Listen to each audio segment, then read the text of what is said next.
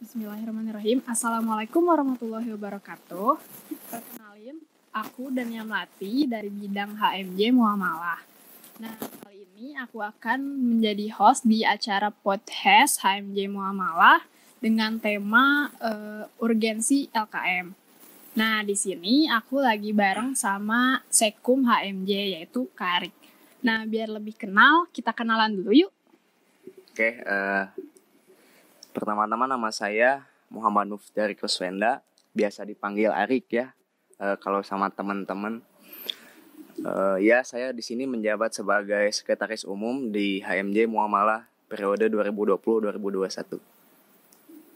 Gimana nih kuliah online-nya Kak? Lancar? Alhamdulillah baik-baik saja ya, meskipun kurang efektif kayaknya ya. Iya, dibandingkan kuliah offline ya. Iya. Nah, biasanya kegiatan sekarang lagi sibuk ngapain nih Kak selain menjabat di HMJ gitu? Ya, kalau buat sekarang sih seperti mahasiswa-mahasiswa semester akhir lainnya ya. Saya sibuk skripsi, ya sibuk-sibuk juga cari relasi buat nanti setelah lulus dari perkuliahan itu mau ngapain gitu kan.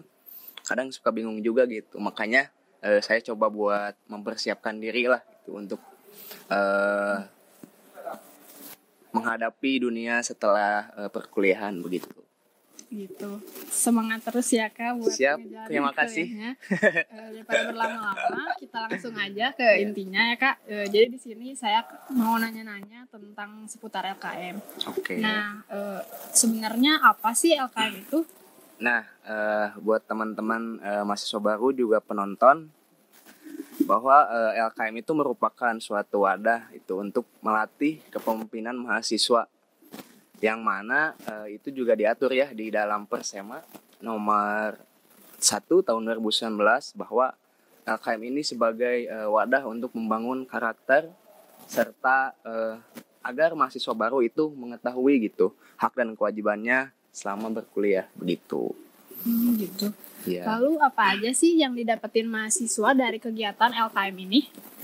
Ya, untuk yang didapatkan oleh mahasiswa saat LKM ini gitu ya, nanti yang akan datang, mahasiswa tentunya nanti akan mendapatkan soft skill gitu ya, berupa skill kepemimpinan yang mana itu kan sangat berguna gitu ya bagi nanti di organisasi maupun di kehidupan bermasyarakat begitu.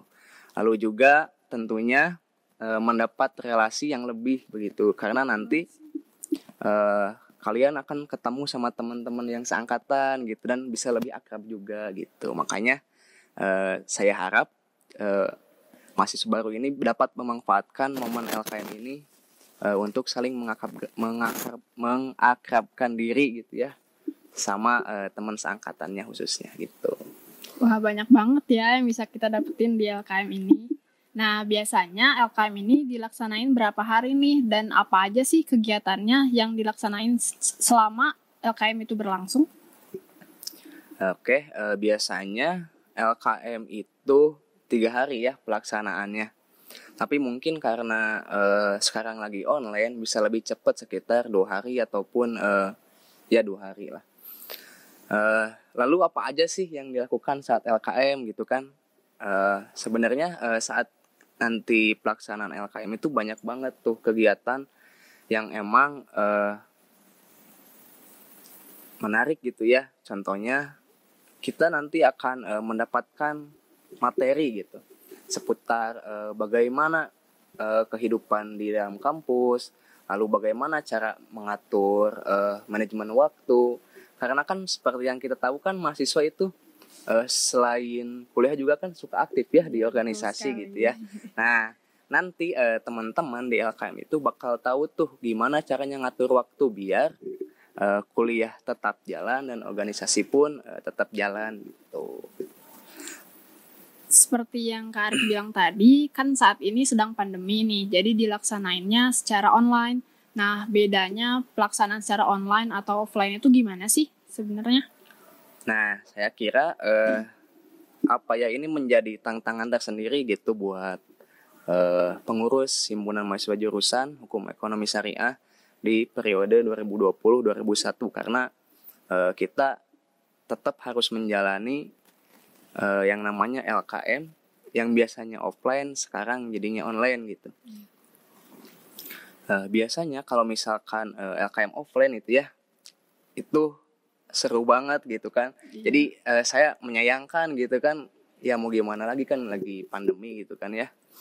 Tapi biasanya saat LKM offline itu kita lebih lebih dapat gitu vibes juga chemistry satu sama lain ketika kita melaksanakan LKM gitu, karena di LKM offline biasanya nanti kita juga bakal dapat materi, lalu kita praktekin langsung tuh di lapangan gitu selama 3 hari. Apa aja sih materinya? Banyak.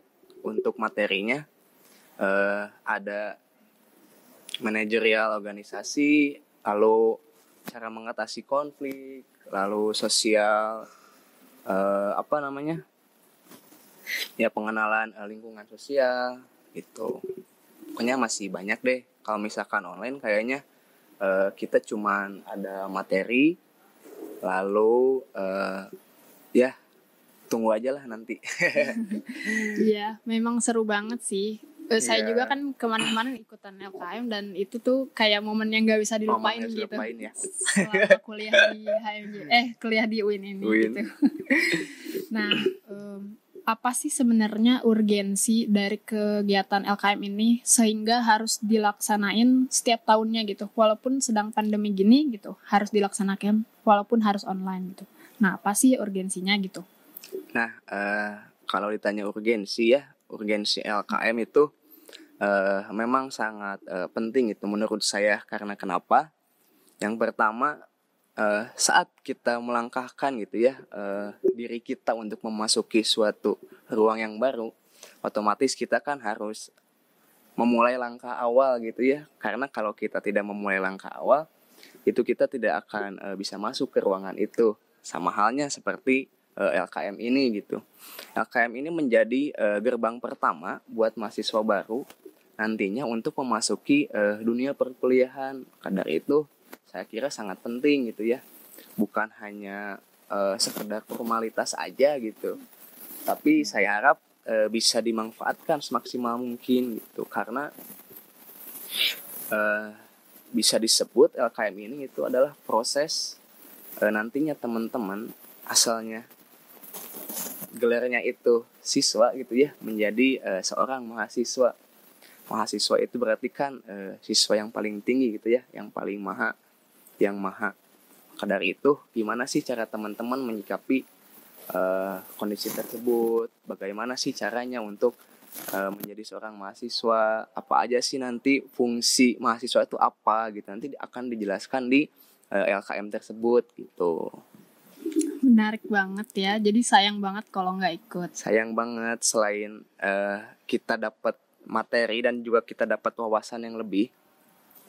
Yang terpenting itu memang silaturahmi gitu ya dengan teman satu seangkatan. Karena mungkin banyak orang yang berpikir bahwa di perkuliahan itu kita lebih seringnya itu individual ya. Padahal sebenarnya gitu, kalau di muamalah yang memiliki karakter persaudaraan yang sangat kental itu emang penting banget gitu. Makanya nanti teman-teman di LKM saat di hukum ekonomi syariah ini bakal tahu nih bagaimana karakteristik jurusan kita. Apakah fungsi persaudaraan itu gitu. Nanti bakal lebih lanjutnya di LKM gitu. Iya. Jadi sebenarnya lebih baik ikut gitu ya, karena banyak banget benefit yang bakal kita dapetin di LKM ini gitu.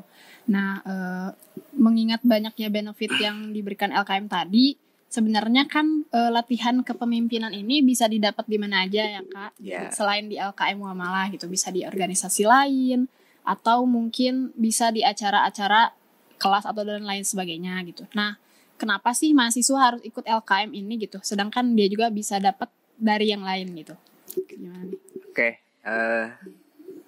Kalau berkaca dari tahun-tahun sebelumnya ya, belum ada sih maksudnya pelatihan yang saya alami gitu, yang sangat merubah dan sangat berbekas di diri saya gitu. Karena mungkin pelatihan di muamalah saat sebelumnya itu beda gitu dari yang lain gitu. Lalu tentunya saat kita melakukan pelatihan kepemimpinan di di lembaga lain ataupun organisasi lain, itu memiliki kultur yang berbeda karena LKM ini dilaksanakan itu setiap jurusan gitu ya. Maka di Persema juga disebutkan bahwa pelaksanaan LKM itu diserahkan kepada jurusannya masing-masing gitu. Jadi satu jurusan dan jurusan lain itu sangat berbeda gitu kultur ataupun penanaman nilai yang ada di LKM ini gitu. Makanya penting banget nih di muamalah kalau misalkan kalian mau mempunyai jiwa seorang pemimpin gitu dan memiliki nilai-nilai yang yang sudah melekat gitu ya di jurusan muamalah ini. Makanya kenapa beda ya, karena itu penanaman nilainya yang beda dan juga pelaksanaannya yang nanti bakal berbeda dengan jurusan yang lainnya gitu. Nah, kalau sekarang kan LKM-nya karena pandemi juga bakal dilaksanain secara online juga kan ya. Yeah. Nah, gimana sih caranya kita buat narik mahasiswa baru untuk mengikuti LKM ini? Kan kadang kalau online itu minatnya agak menurun gitu ya, karena mungkin nggak seru atau gimana gitu. Nah, itu gimana tuh caranya? Untuk menyikapi hal itu tentunya ya sebelum kita melaksanakan suatu kegiatan ataupun pelatihan, yang terpenting itu adalah planning gitu ya. Sebagaimana kita tahu bahwa sebelum melakukan kegiatan yang paling penting adalah planning gitu. Bagaimana kita nantinya akan melaksanakan pelatihan tersebut, lalu apa saja sih yang perlu disampaikan di pelatihan tersebut, kita itu mempersiapkannya secara matang begitu. Jadi untuk menarik minat mahasiswa baru untuk mengikuti LKM, kita berusaha sebisa mungkin dan semaksimal mungkin dalam proses persiapannya. Jadi sehingga ketika proses pelaksanaan LKM itu berlangsung, mereka bakal tahu nih hasilnya dan juga manfaat yang didapat gitu. Lalu juga kita karena disebutnya mungkin generasi milenial ya kali ya, tentunya kita kan harus melakukan promosi gitu ya di media digital, terutama media sosial gitu ya. Makanya dari itu dari HMJ kita mengeluarkan Twibbon, mengeluarkan trailer LKM gitu kan. Nah, itu merupakan salah satu cara untuk menarik minat mahasiswa baru di kala pandemi ini gitu ya. Karena banyak waktu luang gitu ya saat pandemi, makanya kita kadang-kadang kan suka main IG atau WA atau apalah itulah media sosial gitu ya. Makanya kita berpikir bahwa media digital atau media sosial itu adalah merupakan media yang tepat untuk menarik minat mahasiswa baru tahun 2020 gitu ya. Menarik banget karena banyak banget promosi dari HMJ ini buat ngikutin LKM gitu ya. Apalagi udah mulai disebar trailernya juga kan, jadi orang-orang juga bisa menarik gitu buat ikutan. Betul.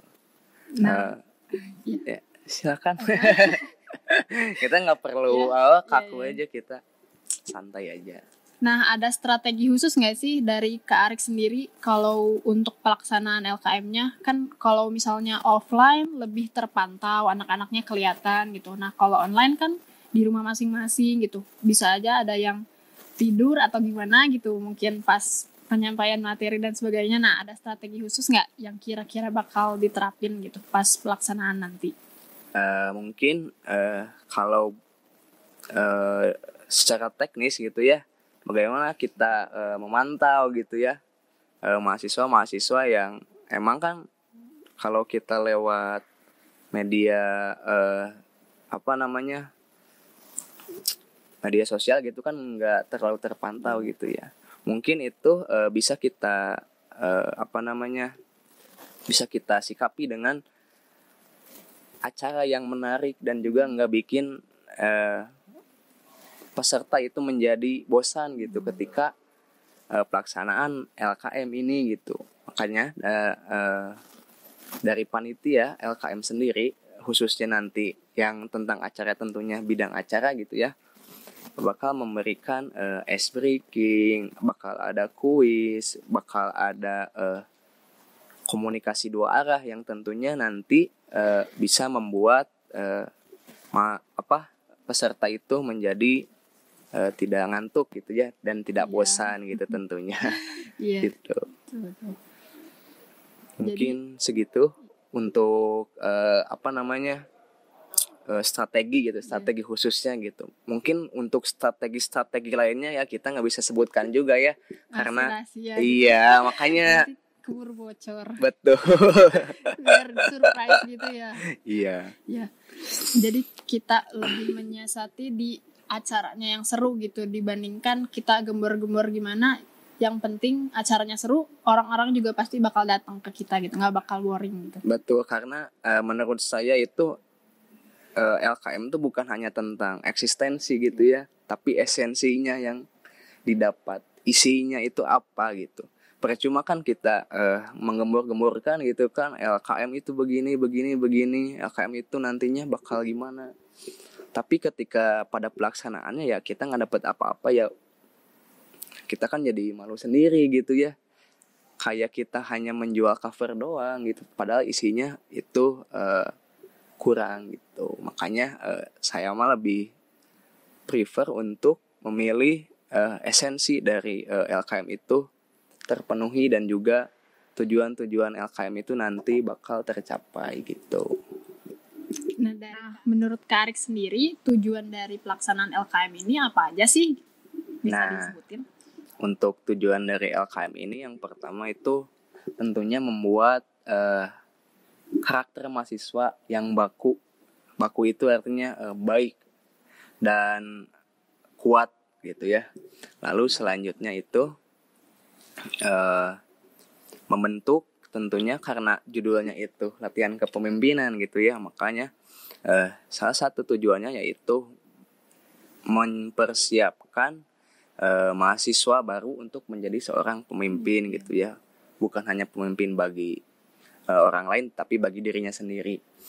Lalu selanjutnya tujuan dari LKM ini itu untuk memperkuat mentalitas mahasiswa baru gitu ya, karena kita seperti yang kita tahu bahwa intelektualitas itu juga harus dibarengi dengan mentalitas. Gitu. Mungkin segitu tujuan dari LKM ini. Mungkin masih banyak lagi ya tujuan LKM ini. Kalau misalkan di list itu bisa sampai beberapa puluh poin gitu, tapi ya saya sampaikan intinya saja gitu. Iya. Menurut saya juga kalau tujuan itu untuk dijabarkan mungkin tidak bisa semuanya ya, tapi kalau untuk dirasain gitu pasti kerasa dampaknya gitu. Nah, tadi juga udah disebutin kan tujuannya untuk membentuk mahasiswa menjadi seorang pemimpin. Nah, menurut Kak Arik sendiri, pemimpin yang baik itu bagaimana sih? Apakah itu yang menjadi pemimpin di suatu kelompok hanya dan karena itu disebut pemimpin atau gimana sih? Nah, untuk seorang pemimpin yang baik itu menurut saya ini Maya, menurut pendapat saya bahwa pemimpin yang baik itu adalah orang atau individu yang bisa memimpin dirinya sendiri, yakni ya badannya, tubuhnya, kebiasaannya, perilakunya, dan mengamalkannya kepada orang-orang di sekitar begitu. Jadi menjadi pemimpin bukanlah seseorang yang memang sudah punya bakat dari lahir ataupun mereka baik di segala bidang gitu, tapi mereka yang memang punya tekad atau prinsip gitu ya untuk memperbaiki dirinya sendiri dan lebih baiknya itu untuk sekitarnya gitu. Jadi pemimpin yang baik itu harus dibentuk ya Kang. Betul. Jadi nggak dari lahir, melainkan harus dengan kebiasaan dibentuk gitu. Iya, karena nggak ada gitu ya, maksudnya seorang pemimpin yang menurut saya yang langsung mempunyai bakat untuk menjadi seorang pemimpin gitu. Karena setiap biografi gitu yang pernah saya baca bahwa seorang pemimpin yang besar itu dibentuk oleh beberapa kali kegagalan, kehancuran gitu. Makanya mereka bisa menjadi pribadi yang lebih kuat, pribadi yang maksudnya lebih apa ya? Lebih bukan sempurna sih, kalau sempurna itu kan hanya milik Tuhan ya. Maksudnya mereka bisa menghadapi masalah apapun gitu yang ada di hadapan mereka, dan mereka juga berani untuk menghadapi masalah tersebut gitu, meskipun masalahnya sangat-sangat besar gitu. Tapi saya percaya bahwa pemimpin yang baik itu adalah pemimpin yang terbentuk dari pengalaman dan juga kebiasaan gitu ya. Iya, jadi pemimpin yang baik itu sudah melewati proses panjang dan salah satunya bisa dibentuk dari kegiatan LKM ini. Betul. Gitu. Nah, dari paparan yang udah dijelasin tadi, ada nggak sih pesan dan kesan dari Kak Arik yang mau disampaikan ke mahasiswa-mahasiswi baru yang akan mengikuti kegiatan LKM ini? Ya, untuk pesannya, ayo para mahasiswa dan mahasiswi baru 2020 kita sukseskan bersama-sama gitu acara LKM ini, karena banyak manfaat yang akan kalian dapat, dan juga itu akan membantu proses dari upgrading diri kalian gitu ya, karena kita nanti bakal banyak mendapatkan proses untuk pengembangan diri, dan juga kalau bahasa Inggrisnya mah killing time gitu ya, untuk killing time juga gitu kan, karena kita seperti kita tahu kita sekarang itu di rumah aja gitu kan, banyak waktu-waktu yang memang tidak terpakai gitu. Makanya untuk itu untuk mengisi waktu luang juga ikuti gitu latihan kepemimpinan mahasiswa Hukum Ekonomi Syariah Muamalah gitu. Mungkin gitu pesan dan kesannya gitu. Makasih banyak buat Kak Arik yang udah maparin sama-sama infonya dengan jelas dan juga sangat menarik gitu ya. Jadi untuk teman-teman mahasiswa-mahasiswi, gak ada alasan buat kalian gak ikut LKM ya. Ingat, LKM itu dilaksanakan secara bersama-sama dan akan sukses bersama-sama juga. Sekian dari saya dan yang Melati dan juga Kak Arik narasumber. Wabillahi taufiq wal hidayah. Wassalamualaikum warahmatullahi wabarakatuh.